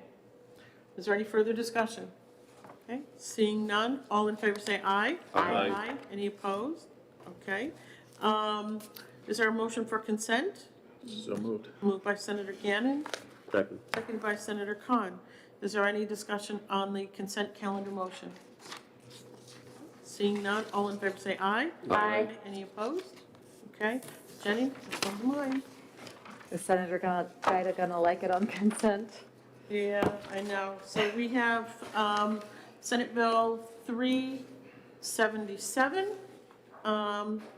which is an act relative to the diagnosis of post-traumatic stress disorder in state troopers. This, we have amendment number 0035S. I believe everyone should have that. Yeah. Okay. The way that the bill came out of OLS raised a lot of concerns with individuals. And so I had this amendment as an attempt to really clarify what we were talking about. And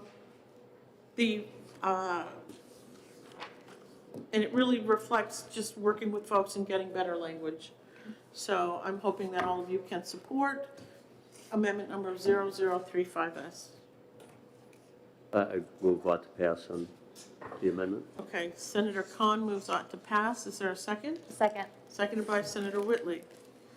Okay, I just add to what you just said, Madam Chair. This came straight from the Troopers Union.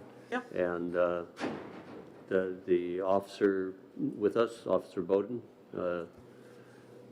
explained very clearly why trooper vehicles and they're always on the job when they're in that vehicle. And I think that the amendment you proposed is very in line with that testimony.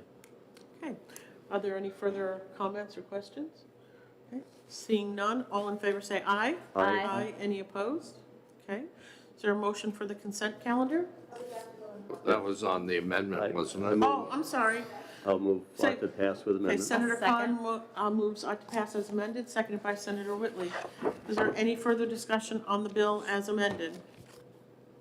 Okay, seeing none, all in favor say aye. Aye. Aye. Any opposed? No. No. Okay, so it's 4-1. And Jenny, I will take this one out as well, because I like to fight with Senator French on the floor.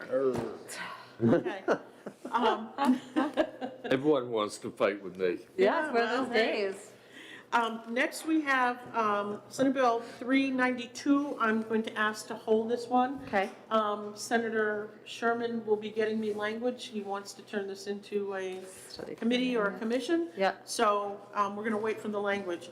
We have 3 bills that did have some amendments. I would like folks to take a look at them. And so it is now 5 of 3. The committee will be in recess until 3:15.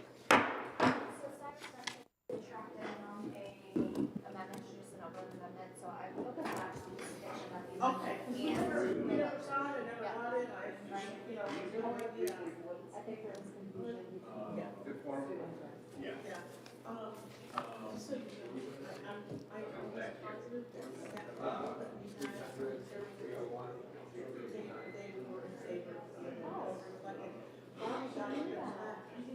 I wasn't absolutely 100% sure, but I was almost positive yes, they agreed. So So don't worry about it, don't worry about it. Again, I'm not gonna say something if I'm not exactly sure. Yeah, no. And it works, but it may not work for Kathleen Reardon.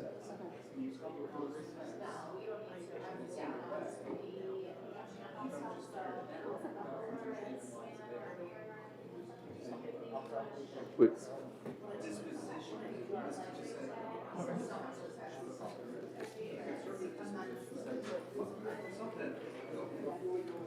Which bill?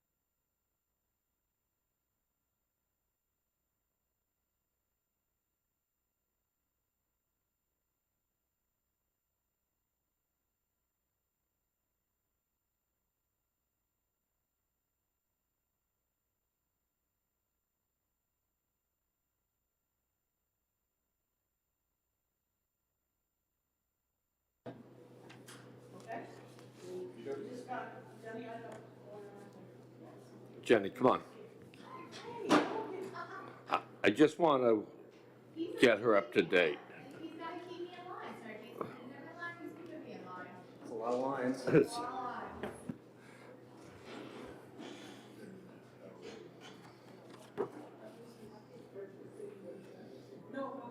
is the one we're waiting for the amendment. You should have gotten the amendment. I'll just listen. I'll just follow what he's doing. Order. So, is everyone all set?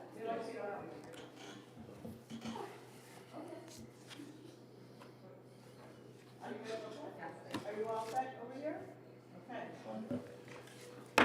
Seeing that it is 3:15, we are going to come out of recess. We have three bills that we are going to be taking up. The first is Senate Bill 301, and there is an amendment to Senate Bill 301. It is amendment number 0645S. Is there a motion on the amendment? I move on to pass on the amendment. Okay, we have a motion by Senator French for ought to pass. Is there a second? Second. Seconded by Senator Gannon. Okay, this one was pretty technical, and so I'm going to ask Mr. Lehman, who worked on this amendment, to explain it. The amendment, well, first of all, there was input both from the Municipal Association and from the Judicial branch on ways to make this work. The origin of it was a conversation Senator French and I were having about a person who was having a very difficult time getting public records out of a government entity, and there was no process in New Hampshire law that guides how that happens. So this is a combination, this is mostly drawn from federal Freedom of Information Act case law with one little twist at the beginning. And the way it works is a person who has filed a right to know request and not getting a response from the government has the right to file a lawsuit. And they file the lawsuit with the court setting forth their complaint.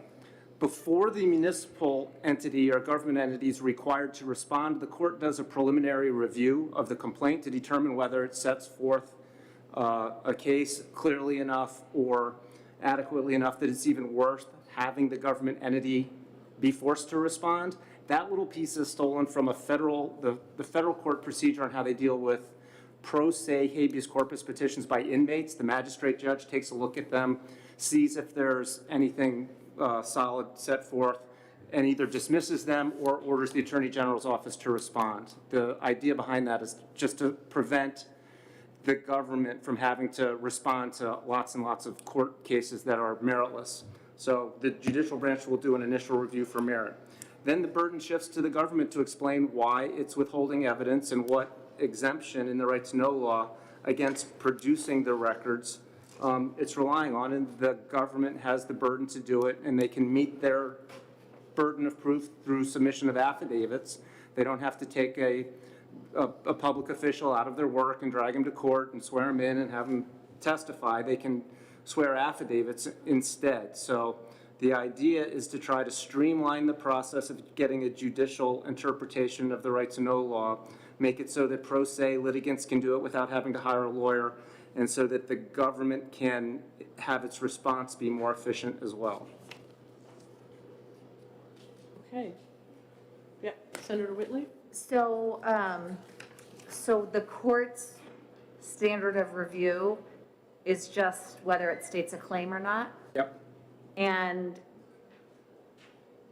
my concern, and I'm just thinking through this out loud, is that is a decision, written decision issued for that decision? So say they get something, they say it doesn't state a claim. Do they have to write something? Do they have to notify? So what I would maybe suggest adding in there is something requiring a written decision in that case. So the court, so you would say either the court shall issue orders of notice requiring a response, or issue an order stating that it fails to state a claim and the grounds therefore. Yeah, that would be good to add. So we say if the court finds that they state a claim, so you can say the same thing, but if the court finds that it does not state a claim, they should also issue orders. Okay, what line are you folks talking about? We are looking at line 10. Okay, So my concern is, there is a requirement in there that they issue orders of notice if the court does find that the petitioner states a claim. But my concern is, if they find that the petitioner does not state a claim, I think orders of notice should also be issued. Oh, I'm sorry. If it doesn't state a claim, you don't want them to issue orders of notice, you just want them to make an order denying relief. Correct. Right, yeah.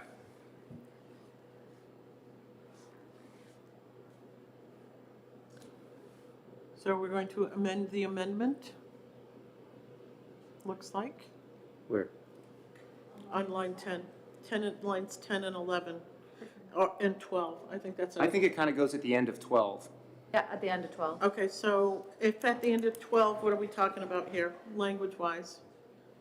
If the court finds that the complaint states such a claim, then the court shall issue orders of notice requiring the responding party to either answer the complaint or be found in default. If the court finds that the complaint does not state a claim, then the court shall issue an order to that effect. Written order to that effect, yeah. Did you get that, Jenny? Okay, Is that the equivalent of a dismissal? Yes. You don't want to use the word? We could say then the court shall, the court shall dismiss the complaint. You could say that. but I think to Senator Whitley's point about the written notice, I think, Oh, I think it's a good point. Absolutely, yeah. okay. So do we So need, do we, I'm sorry, the court shall review the complaint to determine if it states a claim under the statute upon which relief. Well, this procedure applies only to right-to-know law complaints, so I Okay. think that's implicit. So, again, thinking out loud, are we booting out pro se folks who don't know how to write a complaint? I actually think you're allowing them in without Right. having to get a lawyer. It's more likely that they'll be allowed in this way, because if they had to figure out how to do an ordinary complaint, it would be, So maybe the notice that it failed to meet a state, maybe the notice saying that it failed to state a claim can provide the reasons why it failed to, be more prescriptive about, to the pro se, why it didn't state a claim, or what was missing. so, I mean, I think it's easy enough. So you're asking the court to issue an order. I think you always want to be a little careful about telling courts what have to go into their orders. We certainly covered that with the family courts a lot. People have wanted specific. Right, but we're talking about pro se litigants, and so we do want to tell them why they were denied. Not just that they were denied, but why. And the basis, we can just say in the basis for You could the, say that. basis for the decision. Denying relief in the basis for the decision.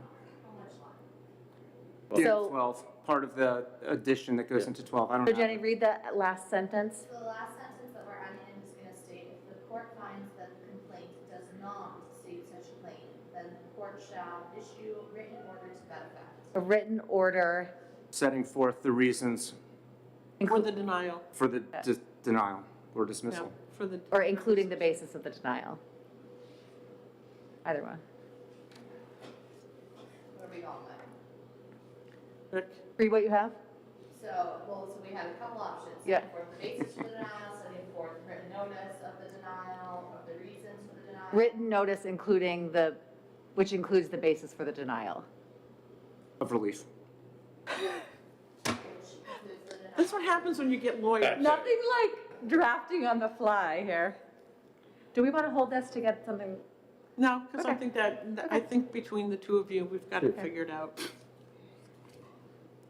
Senator Khan? So long as we're parsing some words. Okay, When we get, and I see what what's been done here is to change from putting the burden on the respondent to the defendant. That's clarified, I get it. So two words that I just want to point out here. On line 20, it was the word that was there before that was confusing was permissible. The word that's there now is impermissible, which I don't think provides any greater clarification. That it did not exclude, how about if it said did not exclude relevant documents from production. Relevance is a whole Yeah. topic. And so permission and impermission, I don't know that it clarifies it. If we didn't know what was permissible, do we know what's impermissible? Well, I think what you're really saying is did not exclude documents for production that are required to be produced under the right to know law. Right? Yes. So what's permissible is defined by the right to know law. The right to know law, I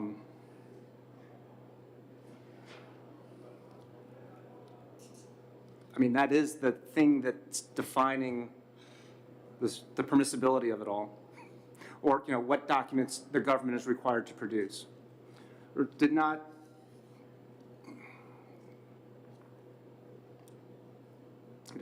The double negative is not helping it.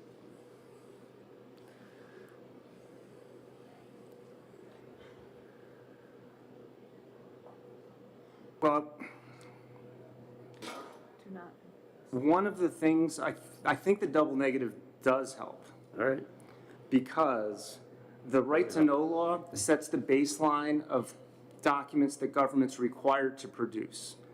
But it doesn't, that the government can produce more documents than the right to know law requires if it wants to. Correct. So you don't want to create a ceiling on what the government can produce. You want to make sure you're on a floor. Correct.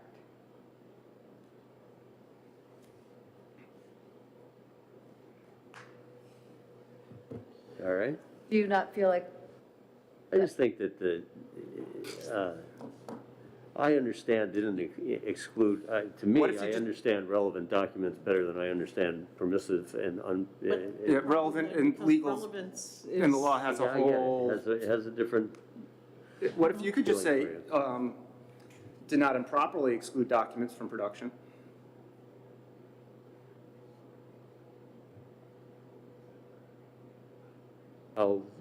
Think that's better? I mean, it may be a better word. or tie back to the statute?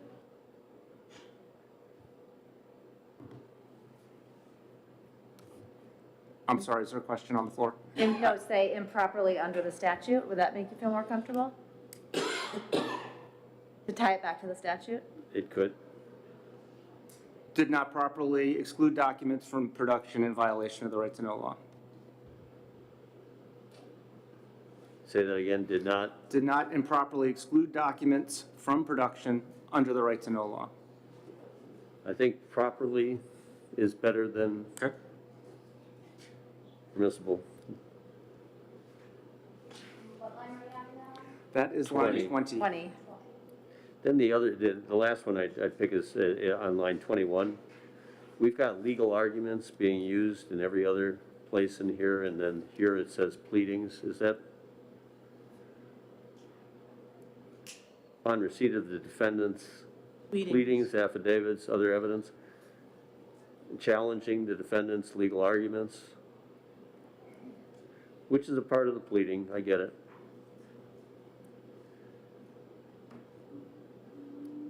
It says up on line 16, we've got legal arguments. In line 22, we've got legal arguments. In line 21, we have pleadings. I don't remember, part of my concern here is that this incorporated suggestions by the municipal association in the court system. And I think, it's just my recollection, I think this sort of laundry list was something that came together from all that input. So I would be a little reluctant to do a big change to it.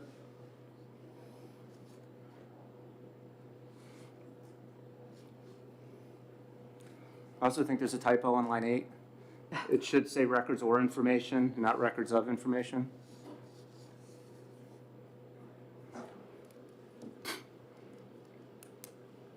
So do we want to make this consistent with what's on line 21, the difference between pleadings and legal argument?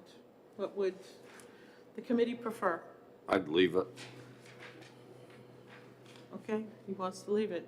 Does anybody have any other suggestions?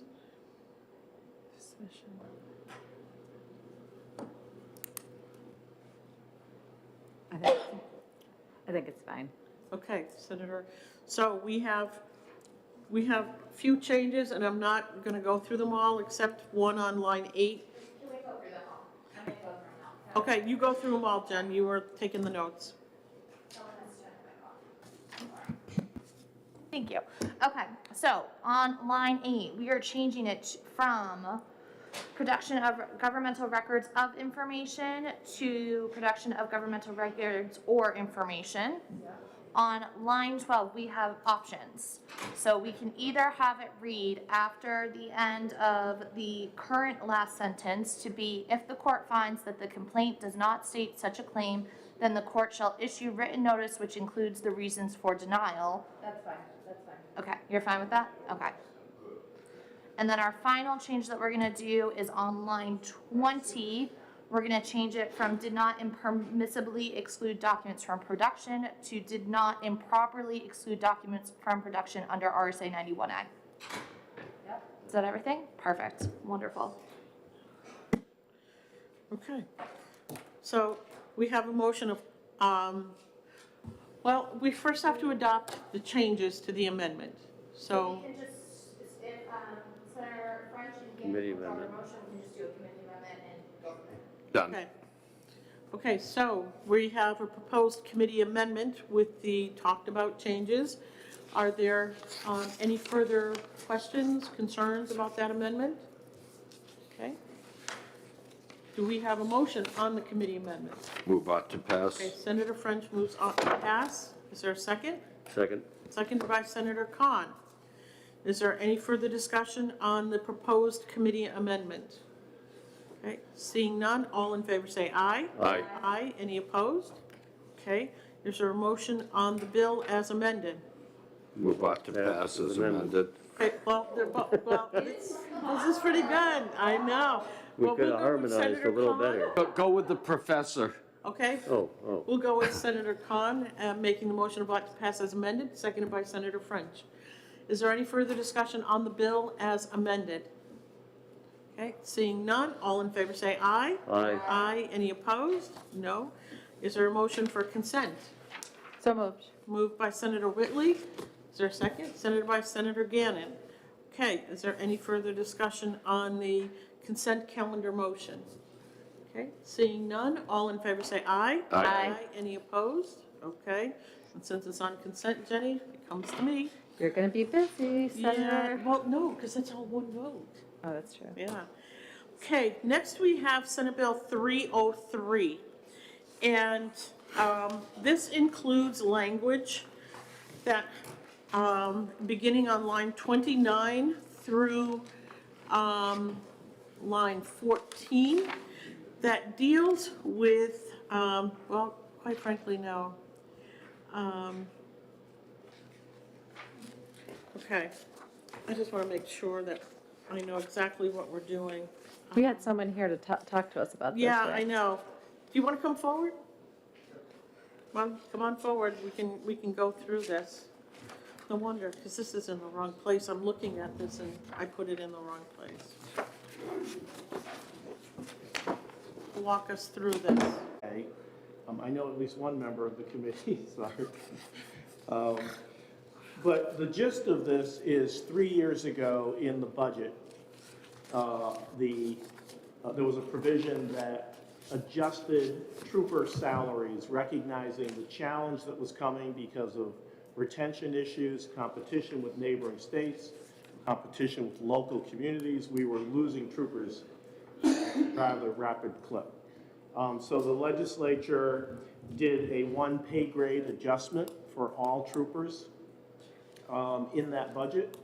But what they didn't do, and I'm not sure if it was by error or what, I don't remember why they weren't included, but the 5 command staff positions were not included. So as a result, now those pay grades are out of sync with the troopers who work below them. So this amendment does a realignment of the 5 top command spots in the state troopers, the colonel, the executive major, and the 3 majors. And in doing that, it has a $54,000 cost tied to it, but it does realign the pay so that they are not below the rank and file trooper is unknown. And if I may add also to it as well, the first part of the amendment deals with, Retirement. I give you a little bit of a back history of the colonel's position. Prior to this current colonel, Nathan Noyes, all the other colonels before him were allowed to retire first and then take on this position. And so in essence, those previous colonels were not only collecting their pay as a colonel, but they were collecting their retirement. This allowed, for a lack of better of a term, allowed the state to subsidize the pay of the colonel. And what I mean by that is, if you look around to the surrounding states of what colonels are paid for in the surrounding states, you have Maine, which is at $166,000. You have Vermont, which is at $186,000.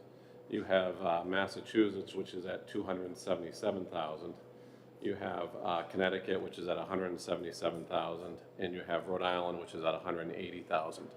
Our colonel here in New Hampshire makes $126,000.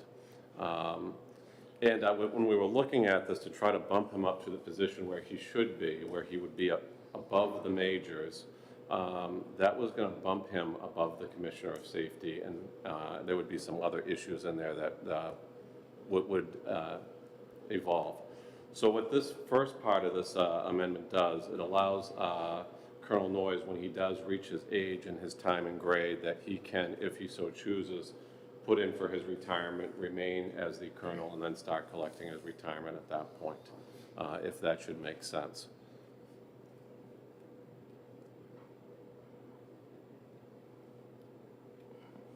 Okay.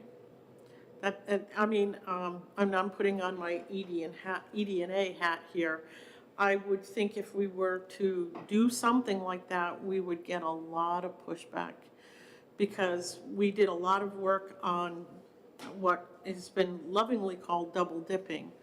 And if we're going to allow one person to do it, there are going to be others that are going to feel that they should be allowed to do it as well. Then the only other option that I would see that would make this a fair adjustment would be to raise the colonel from an II to a PP, which is a significant jump, and still not allow him to take his retirement at that point. Therefore, he would not be allowed to take his retirement, but he would be bumped up, he would be above the colonels, above the majors, and he'd still be getting paid less than Maine State Police, which is the other lower colonel's position in New England.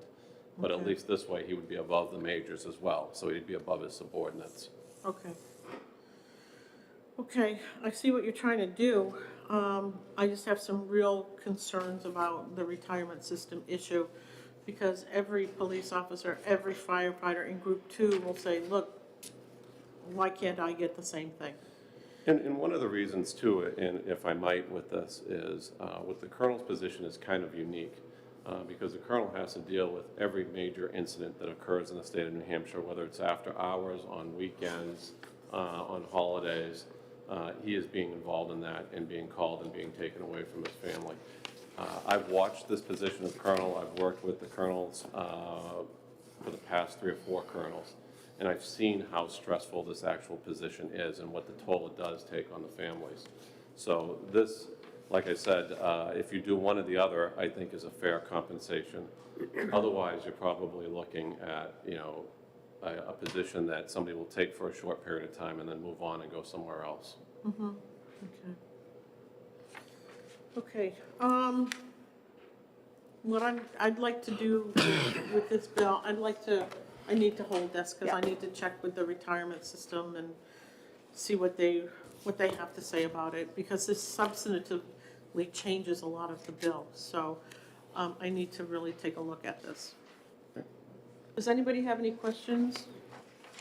I think it would be, I think it'd be helpful to just, it's on line 32 that the change should be made. Yeah, that's where the changes start. No, but that the classification Right. would change from what's proposed here to the PP. PP is what I would suggest, because that would put him above the executive major, is what a PP would do. So Senator, so that it's clear, section 2 in this amendment is the retirement piece that was just talked about. Right. Section 3 is the alignment. Yeah, it's the alignment. Yeah. Okay, all right. Okay, so we'll have 4 that we'll be dealing with.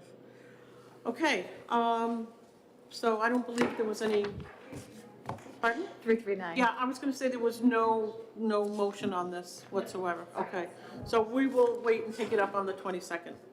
Okay, thank you. Next, we have Senate Bill 339. This relative to boards and commissions and the Department of Safety. We all have, what? This is 339. Okay. We have an amendment from Senator Prentice. Yes, and we have Senator Prentice's amendment 0599S. Move off to pass on the, Okay. Senator Khan moves 339. ought to pass. Is there a second? Second. Seconded by Senator Whitley. And I move amendment 0599. Yep, that's what we're, okay. Oh, I thought you were the ought to pass Nope, amendment. That's I did okay. the bill. So, Second. we have an ought to pass on amendment 0599S, seconded by Senator Whitley. Okay, so the amendment begins on line, not begins, but the language begins on line 18 with the exceptions Yeah. to the board. So, okay. So is there any discussion on the amendment? Okay, seeing none, all in favor say aye. Aye. Any opposed? Okay, is there a motion on the bill as amended? I move OTP as amended. Okay, Senator Whitley moves ought to pass as amended. Is there a second? Second. Seconded by Senator Khan. Okay, is there any further discussion on the bill as amended? Okay, seeing none, all in favor say aye. Aye. Any opposed? Okay, is there a motion for consent? I'll move it. Move. I'll move consent.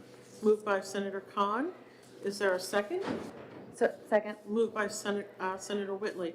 Is there any further discussion on the ought to pass motion on Senate Bill 339? Okay, seeing none, all in favor say aye. Aye. Any opposed? Okay, none. Okay, Jenny, this is mine. Can I get a motion to come out of executive session? So moved. Okay. All in favor say aye. Aye. Aye. Okay, we are out of executive session. Thank you all very much for your hard work this afternoon. We are currently holding 5 bills. Senate Bill 303, Senate Bill 300, Senate Bill 302, and Senate Bill 392. And we will take those up on the 22nd of February. Great. Thank you all very much. Thank And we you. will see you, I'll see you, no, I'm not gonna see you tomorrow. So we will see each other soon. Thank you very much. Thank you.